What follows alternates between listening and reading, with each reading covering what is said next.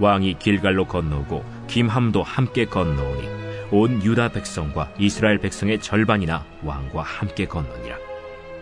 온 이스라엘 사람이 왕께 나와 왕께 아뢰되, 우리 형제 유다 사람들이 어찌 왕을 도둑하여 왕과 왕의 집안과 왕을 따르는 모든 사람을 인도하여 요단을 건너가게 하였나이까?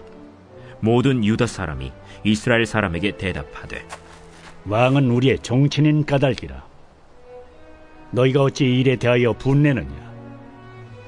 우리가 왕의 것을 조금이라도 얻어먹었느냐? 왕께서 우리에게 선물로 주신 것이 있느냐? 이스라엘 사람이 유다 사람에게 대답하여 이르되, 우리는 왕에 대하여 열 몫을 가졌으니 다윗에게 대하여 너희보다 더욱 관계가 있거늘 너희가 어찌 우리를 멸시하여 우리 왕을 모셔오는 일에 먼저 우리와 의논하지 아니하였느냐? 하나 유다 사람의 말이 이스라엘 사람의 말보다 더 강경하였더라.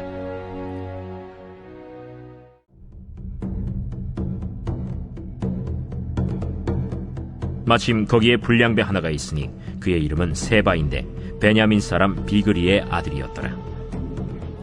그가 나팔을 불며 이르되, 우리는 다윗과 나눌 분깃이 없으며 이새의 아들에게서 받을 유산이 우리에게 없도다. 이스라엘아, 각각 장막으로 돌아가라. 이에 온 이스라엘 사람들이 다윗 따르기를 그치고 올라가 비그리의 아들 세바를 따르나 유다 사람들은 그들의 왕과 합하여 요단에서 예루살렘까지 따르니라. 우리는 성경을 영적인 말씀으로 여깁니다.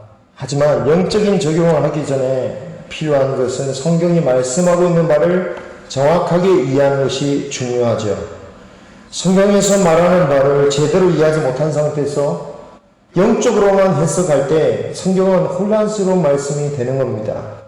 목회자가 신학을 공부하는 이유도 이렇게 성경을 바로 이해하기 위해서입니다. 그런데 이 신학이라는 학문에서는 여러 가지 학문이 시작되었다고 하죠.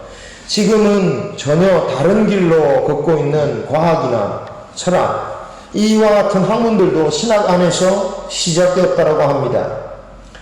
그도 그럴 것이 성경 말씀을 이해하기 위해서는 성경의 이 글자나 또 문법만 이해한다고 되는 게 아니라 세상에 대해서 잘 알아야 되기 때문입니다. 그래서 실제로 목회자들을 보면 각기 자기에게 주어진 재능에 따라서 성경 중에서도 특별히 잘 해석하는 본문들이 있습니다. 철학가나 문학가는 시편이나 잠언 같은 문학적인 특징이 있는 성경들을 잘 해석해내고, 또 역사가는 사무엘서나 열왕기, 역대기 같은 역사서들을 잘 해석하는 것을 보게 됩니다. 또 분석을 잘하는 사람들은 다른 성경에서 다른 사람이 발견하지 못하는 숨겨진 뜻을 잘 찾기도 하고요. 언어학자들은 글자 하나하나 속에 담겨진 그 깊은 뜻을 잘 파악해내기도 합니다. 그런데 가끔은 정치적인 관점에서 볼 필요도 있습니다. 특히 정치를 하는 왕들의 그 언행들을 판단할 때에 더욱 그렇습니다. 이 정치적이라는 말 자체가 워낙 다양하게 쓰이죠. 긍정적으로 쓰이기도 하고 부정적으로도 쓰일 수 있는데, 제가 여기서 정치적이다라고 말하는 것은 목적을 이루기 위해서 교묘한 술수를 쓰는 그런 모습을 일컫는 말입니다.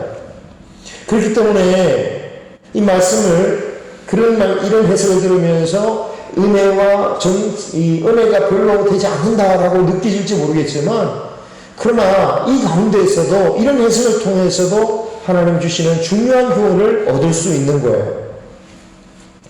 오늘 말씀의 배경은 압살롬이 죽고 패전하면서 피난 갔던 다윗이 복귀하려 할 때였습니다. 그리고 압살롬의 편에 섰던 이스라엘 지파들은 각자의 성으로 도망쳤어요. 그래서 그 누구도 복귀하려는 다윗을 막을 사람이 아무도 없는 상태였습니다. 어쩌면 비록 큰 환난을 당한 직후이긴 하지만 다윗의 왕위를 더 강화시킬 수 있는 기회가 될 수도 있었습니다. 그런데 다윗이 무슨 조처를 하기도 전에 이미 그런 분위기는 조성되어 있다고 볼 수가 있었습니다. 사무엘하 19장 9절을 보면 이스라엘 모든 지파가 빠짐없이 모여서 회의를 하는데요. 그 결론은 다윗을 다시 우리의 왕으로 삼자, 어서 모셔오자 라는 것이었습니다. 그런데 이렇게 모인 지파들이 그럼 다윗에게 충성된 사람들이었는가? 그렇지 않았다라는 거예요. 사무엘하 19장 10절 그들의 말을 보면 이렇게 말합니다. 우리가 기름을 부어서 우리를 다스리게 한 그 압살롬이 죽었으니 이제 다윗을 왕으로 모셔오자 라고 말입니다. 즉 그들은 압살롬이 죽고 패하기 전까지는 다윗을 죽이려고 했던 배신자들이었어요. 여기서 확인해야 할 것은 그 자리에는 다윗의 지파, 유다 지파도 함께 있었다라는 거죠. 다윗의 편이 되어야 할 것 같은데 자신들의 혈족인 다윗을 그들 역시 배신했다라는 거죠.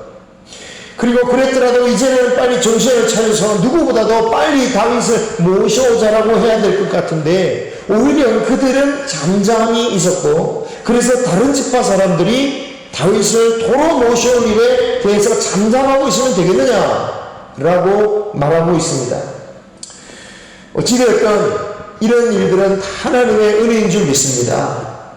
다윗이 유다 지파에게만 중요한 사람이 아니라 모든 지파의 사람들의 인정을 받았다는 것을 보여주는 것이죠.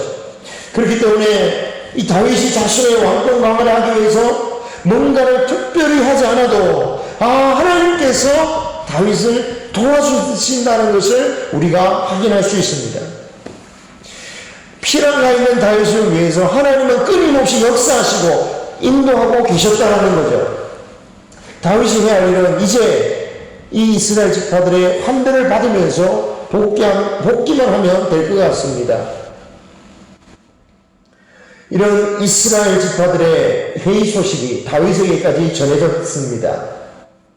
그런데 다윗은 조금 더 복잡한 생각을 한 것 같아요. 그냥 이스라엘 모든 백성들이 자신을 모셔가는 것보다 유다 지파가 단독으로 자신을 모셔가는 것이 낫겠다 싶었습니다. 그래서 유다 지파에게 내가 너희들이 나의 혈족이 아니냐, 나의 형제가 아니냐, 어떻게 너희들이 다른 사람보다 나중이 되겠느냐, 어서 나를 모셔가라 라고 편지를 보냅니다. 이런 다윗의 마음을 그냥 순수하게 봐서 자신의 지파에 대한 애정 때문이다 라고 생각할 수도 있겠지만, 만약 정말 그런 순수한 마음이었다면 나중에 불려올 그 파장을 생각해 볼 때에 이런 생각은 너무나도 순진하고 서투른 생각이었다라고 할 수 있을 겁니다. 그리고 또 한편으로는 어차피 유다 지파 역시 다른 지파들과 함께 이 다윗을 배신했는데, 이 다윗이 그런 순수한 마음을 정말 가질 수 있었을까라는 생각도 들어요. 그래서 저는 이 부분을 좀 정치적으로 해석해 봅니다. 어쩌면 다윗이 그렇게 하고자 한 이유가, 목적이 분명히 있었다라는 거예요. 정치가로서 가장 필요한 것은 자신에 대한 절대적인 지지를 보내는 지지층입니다. 어쩌면 이 다윗은 이번 기회를 통해서 자신의 지파이기도 하고 동시에 이스라엘 모든 지파 가운데 가장 크고 강한 유다 지파를 자신의 확고한 지지층으로 삼고자 했던 것으로 보여요. 자신의 지파로 만드는 가장 좋은 방법이 뭡니까? 특별 대우를 해주는 겁니다. 너무 지나치게 해석을 한 것일까요? 설마 이런 정치적인 속성을 가지고 다윗이 그렇게 했을까? 라고 얘기할 수도 있겠지만, 다윗이 내리는 두 번째 조처는 더욱더 정치적인 조처입니다. 압살롬의 군사령관이었던 아마사에게 요압 대신 군대 총지휘관으로 삼겠다는 파격적인 맹세를 한 거죠. 이 조처에는 최소한 두 가지 분명한 정치적인 목적이 있었던 것으로 보입니다. 한 가지는 반역군의 2인자를 기용함으로써 그 밑에 있던 다른 모든 이스라엘 사람들에게 당신들도 무사할 수 있다 라는 것을 보여주는 것이죠. 그들에게 포용하고 용서하는 모습을 이 아마사를 2인자로 기용하면서 보여줄 수 있는 것입니다. 그리고 두 번째 목적은 이 명분을 이용해서 눈에 가시와 같은 요압 장군을 밀어내는 것이었습니다. 이 명분이 없었다면 요압 장군이 그대로 물러날 사람이 아니었습니다. 물론 가만히 있었다고 하지만 순수하게 받아들이고만 있지는 않았죠. 아마사를 죽일 기회를 엿보고 있었습니다. 다윗이 요압을 밀어내려고 하는 이유는 분명하죠. 분명 그는 충성스러운 사람이었지만 때로는 누구보다 다윗을 괴롭힌 사람이었습니다. 그는 자신 나름대로 가지는 올바른 기준으로 행하는 사람이었지만 때로는 너무 자기중심적이어서 자신의 뜻에 벗어나면 다윗도 무시하는 그런 사람이었습니다. 그 절정의 사건이 바로 다윗의 아들 압살롬을 죽이는 것이었죠. 다윗은 전쟁 전에 비록 압살롬이 대적하지만 그를 죽이지는 말아달라고 전 군사에게 부탁을 했지만, 그는 다윗의 요구를 무시하고 나무에 매달린 압살롬을 직접 죽였고, 또 이에 대해서 슬퍼하는 다윗에게는 계속 그렇게 올 거면 이제 더 이상 왕 곁에 남아서 충성할 사람 아무도 없을 것이라고 협박까지 했죠. 틀린 말이 아니니까 다윗은 그에게 끌려다녔습니다. 물론 그때 그 사건만 아니었습니다. 그리고 그의 형제들도 기질이 비슷했는데 그로 인해서 다윗은 그들을 모두 싫어했습니다. 얼마나 싫어했는지를 잘 보여주는 사례가 있는데 시므이 때였죠. 요압의 형제 아비새가 다윗을 저주하는 시므이를 죽이려고 하니까 다윗은 자신을 위해서 나서는 그 아비새에게 오히려 이렇게 말합니다. 내가 너희 형제들과 무슨 상관이 있느냐? 너희가 오늘 나의 원수가 되려 하느냐? 그렇게 말할 정도였어요. 이렇게 미워했지만 뚜렷한 이유 없이 요압을 밀어낼 수는 없는 것이었죠. 그랬던 다윗에게 이제 민족의 용서와 화합이라는 이 명분 아래에서 아마사를 군대 장군에 앉히는 것, 이것은 정말 요압을 밀어낼 절호의 기회였던 거죠. 하지만 이런 다윗의 계략은 실패로 돌아갑니다. 요압이 나중에 아마사를 죽이고 다시 군대 장관이 되지요. 비록 요압은 하나님 보시기에도 그렇게 썩 훌륭한 사람은 아니었지만 그럼에도 불구하고 다윗이 그런 악한 방법으로 해결하는 것을 허락하지 않으셨던 거예요. 그럼 또 다른 남은 한 가지 목적, 즉 유다 지파를 자신의 확고한 지지층으로 삼으려고 했던 그 목적은 잘 되었을까요? 일단 처음에는 다윗의 이러한 특별 대우에 감동합니다. 19장 14절 말씀을 보면 모든 유다 백성들의 마음이 하나같이 다윗에게 기울이게 됐다라고 말씀하고 있습니다. 당연하죠. 보고 갈 줄 알았던 다윗이 그들을 향하여 형제라고 하고 다른 지파들보다 더 특별하게 대해주고 자신들의 군대 장관을 총사령관으로 임명해 주니 얼마나 기뻐할 수밖에 없는 거죠. 그리하여 유다 족속은 다윗 왕에게 청년을 보내어서 모든 부하들과 함께 돌아오시라고 하며 요단강으로 마주 나가요.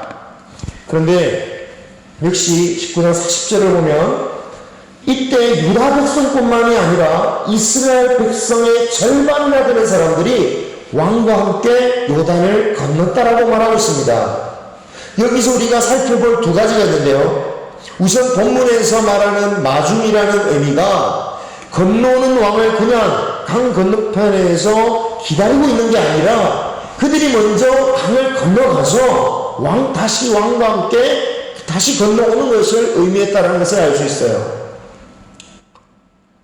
요단강을 건너간다라는 의미를 생각해보면 그럴만도 합니다. 왜냐? 요단강을 건너온다는 것이 이스라엘 역사에 있어서 굉장히 중요한 의미죠. 출애굽한 그들의 조상들이 하나님께서 약속하신 젖과 꿀이 흐르는 그 땅으로 들어선다는 의미였습니다.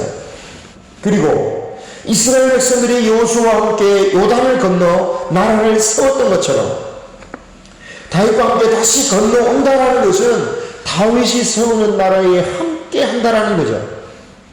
그리고 또 한 가지 살펴볼 것은 이 행사에 참여한 이들 중에서 다윗이 제외시켰던 이스라엘 백성들이 절반이나 참여했다라는 거예요. 갑자기 이 많은 이스라엘 백성들이 어디에서 나왔을까요? 왜 또 절반만 왔을까요?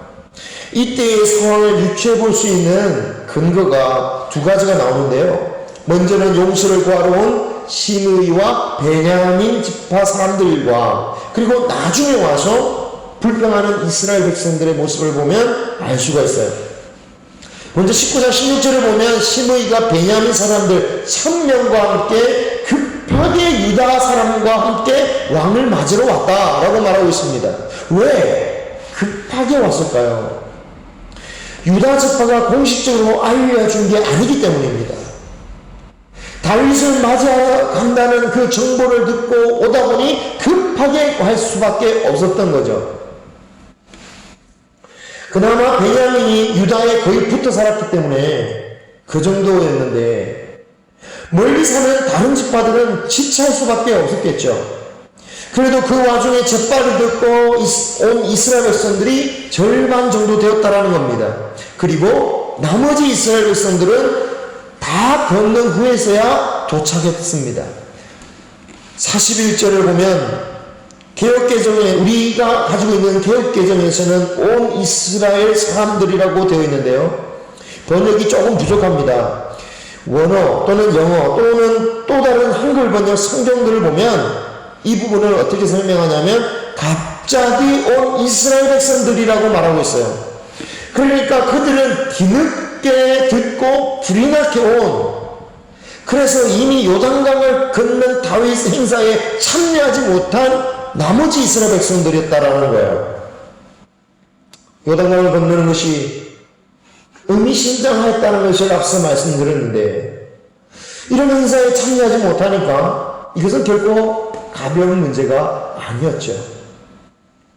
다윗을 마주 나가는 것은 자신들의 생존을 위한 일이었고요. 또 앞으로의 주도권을 위해서라도 반드시 참여해야 했다는 겁니다. 그래서 그냥 넘어갈 수가 없었어요. 그들은 다윗 왕에게 가서 하소연합니다. 사실 3절을 보면 그들이 얼마나 억울했는지를 그 억울함을 잘 알 수 있습니다. 그런데 이 역시 우리 성경 번역으로는 아쉽게도 그 뉘앙스가 느껴지지 않아서 공동 번역의 말씀을 통해서 한번 말씀드려 보겠습니다. 왕을 모시는 일이라면 우리가 차지할 몫은 열이나 된다. 더구나 우리는 너희 형벌이다. 그런데 너희가 우리를 업신여기다니 어찌 이럴 수가 있느냐. 왕을 다시 모셔오자는 얘기를 꺼낸 것도 바로 우리가 아니냐. 이스라엘 지파들이 먼저 의견을 제시하면서 함께 의논을 나눈 의도가 뭡니까? 우리는 다 같은 이스라엘 민족이니까 함께 살자는 의미였습니다. 그런데 유다 지파가 뒤통수를 치고 홀로 가서 맞이하고 있으니 너무나도 당황스럽고 화가 나는 거죠. 그래서 그들은 왕에게 이렇게 말합니다. 41절에 우리의 형제 유다 사람들이 어찌 왕을 도둑하여 왕과 왕의 집안과 왕을 따르는 모든 사람을 인도하여 요단을 건너게 하였나이까. 이 말을 보면 이 모든 일의 배후에 다윗이 있었다라는 것을 그들이 알고 있는 것 같습니다. 그래서 왕에게 묻는 겁니다. 그러나 다윗은 아무 말도 하지 않았습니다. 어쩌면 할 말이 없어서인지도 모르겠습니다. 자, 이렇게 다윗이 가만히 있으니까 유다 지파가 대신 변명하고 이스라엘 지파가 서로 말다툼하는 일이 벌어집니다. 유다 지파는 다윗은 우리의 종파니까 당연한 것이다 라고 말하고, 이스라엘은 너희들만의 왕이 아니지 않느냐, 우리들이 왕이다, 우리에게도 10개의 모실 권한이 있는데 왜 그걸 다 뺏어가느냐 라고 하면서 서로 싸우게 되죠. 그런데 사실 이 두 진영은 서로 그렇게 따질 자격이 없는 사람들이었어요. 지금은 서로 모시겠다고 싸우고 있지만 불과 얼마 전까지 그들은 다윗을 향해서 칼을 들었던 사람들입니다. 사실 그 자리는 다윗이 그들을 용서해 주는 것에 대해서, 그들을 품어주는 것에 대해서 감사하고 왕의 뜻을 존중해야 되는 그 자리였어요.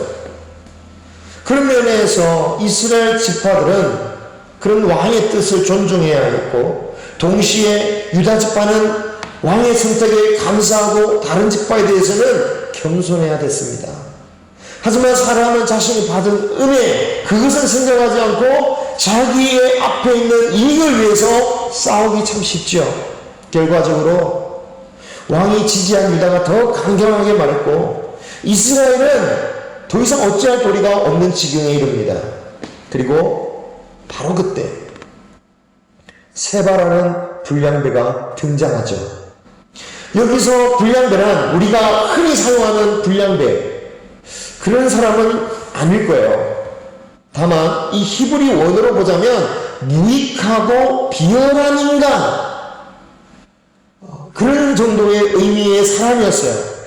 즉 평상시라면요 누구도 이런 사람의 말에 귀를 기울이지 않을 것 같은 그런 사람이었다라는 거예요. 하지만 그렇게 일방적으로 당하고 있다, 억울함을 느낄 때에 이 무익하고 쓸모없다는 이 세바의 말에 온 이스라엘 지파 사람들이 휩쓸리게 되는 거예요. 세바가 외친 말은 20장 1절에 이렇게 나오고 있습니다. 우리는 다윗과 나눌 분깃이 없으며 이새의 아들에게서 받을 유산이 우리에게 없도다. 이스라엘아, 각각 장막으로 돌아가라.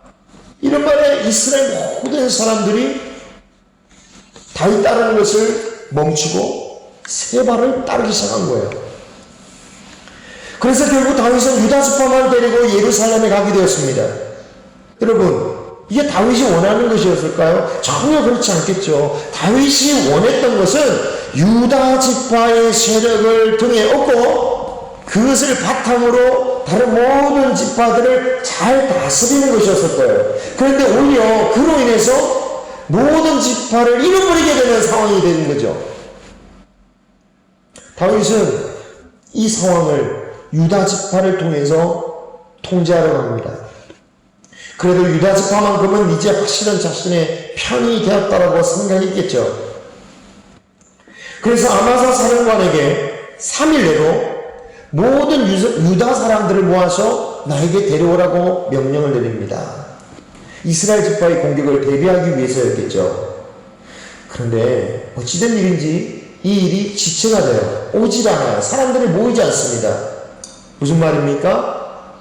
다윗의 부름에 유다인들조차도 호응하지 않았다라는 거죠.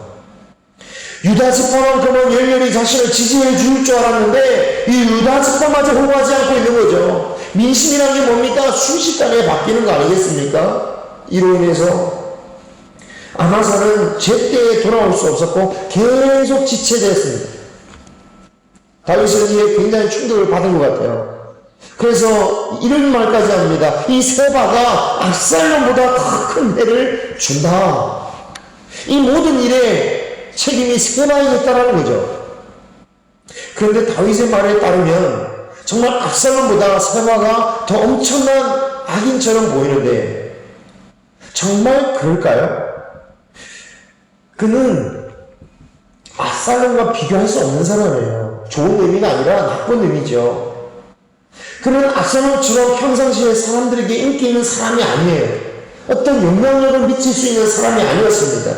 또 압살롬은 오랫동안 자신의 분명한 목적을 가지고 아주 계획적으로 반역을 깨할 준비를 했죠. 하지만 그는, 이 세바는 거의 돌발적으로 무계획적으로 다윗을 마중하러 나올 때에는 상상도 못했던 그런 일을 그냥 언급기를 한 것뿐이에요. 평상시 같았으면 그가 이런 소리를 아무리 외쳐도 그냥 사람들은 저 쓸모없는 인간 같으니 지나치고 말았을 거예요.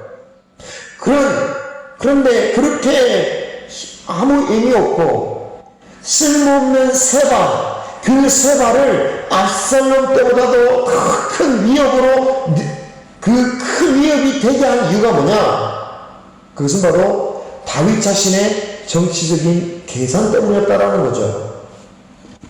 다윗은 얄팍한 계산으로 유다 지파를 자신의 편으로 만들어서 지지를 받으려 하기보다는 하나님의 뜻을 따라서 모든 이스라엘 백성들에게 공평한 왕이 되었어야 합니다. 정치적인 술수로 나라를 다스리기보다는 하나님의 말씀을 따르는 정도의 길을 가야 했어요. 결과적으로 다윗은 자신의 정치적인 방법으로 아무것도 이룰 수가 없었습니다. 유다의 절대적인 지지를 얻은 것도 아니고요. 심지어 요압을 밀어내지도 못했습니다. 오히려 자신이 세바를 쫓아라고 아비새에게 명령을 내렸는데 요압은 그것을 기회로 삼아서 아마사를 죽이고 그리고 세바까지 잡음으로 그는 다시 군대 장관이 되었죠. 그리고 이때에 비롯된 유다와 다른 지파와의 이 갈등은 후대의 분열 국가가 되는 시초가 되었습니다. 이 세상은 정치적인 술수로 돌아갈 때가 참 많이 있습니다. 또 그렇게 해야 잘 돌아가는 것처럼 보이기도 해요. 하지만 그런 술수 이면에는 항상 어두운 면이 존재하기 마련입니다. 때로는 정치적인 술수로 이뤄낸 결과를 하나님의 복인 것처럼 포장하는 경우들도 있는 것 같아요. 하지만 하나님은 세상의 술수로 이뤄낸 것들을 하나님의 나라의 것으로 여기지 않으신다는 거죠. 우리가 이루고 구해야 할 나라는 어떤 나라입니까? 하나님의 나라입니다. 술수가 아닌 하나님의 말씀과 그 의를 구하는 정도로 이루어야 할 나라입니다. 만약 다윗이 하나님의 역사하시는 대로 그냥 모든 이스라엘 백성들의 환영을 그냥 공평하게 받아주었다면 어떠했을까요? 특정한 사람들의 열렬한 지지보다 하나님의 인도하심을 더 믿고 따랐다면 어떠했을까요? 자신의 머리와 지혜를 의지하여 살기보다는 어리석어 보일지라도 주님의 정직한 말씀의 길을 가는 저와 여러분이 되시기를 주님의 이름으로 축원합니다. 기도하겠습니다.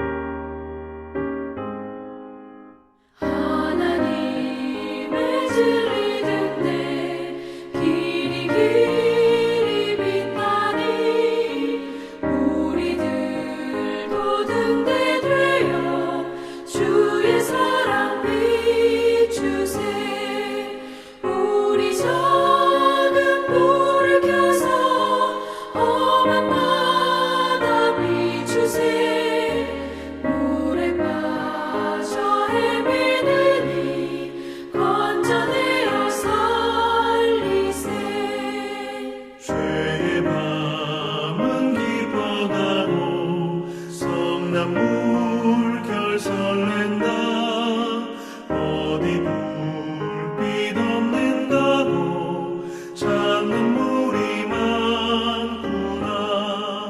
우리 작은 불을 켜서 험한 바다 비추세.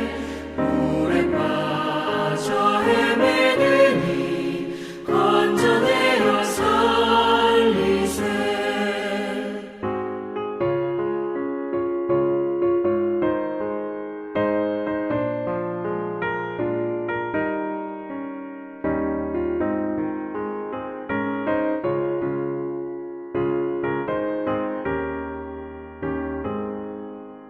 너의 등불도 두어라.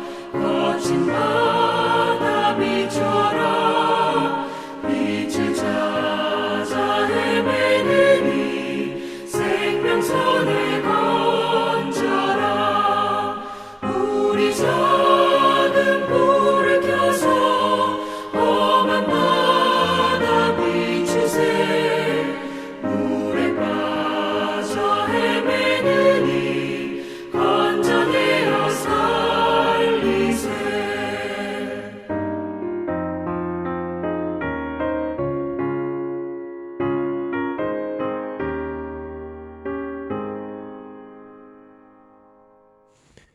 지금은 우리 주 예수 그리스도의 은혜와 하나님 아버지의 크신 사랑과 성령님의 인도하심과 교통하심이 주님을 믿고 주의 길로 가기를 소망하는 사랑하는 모든 성도들 머리 위에, 그 기업과 후손 위에 이제로부터 영원토록 항상 함께 있을지어다.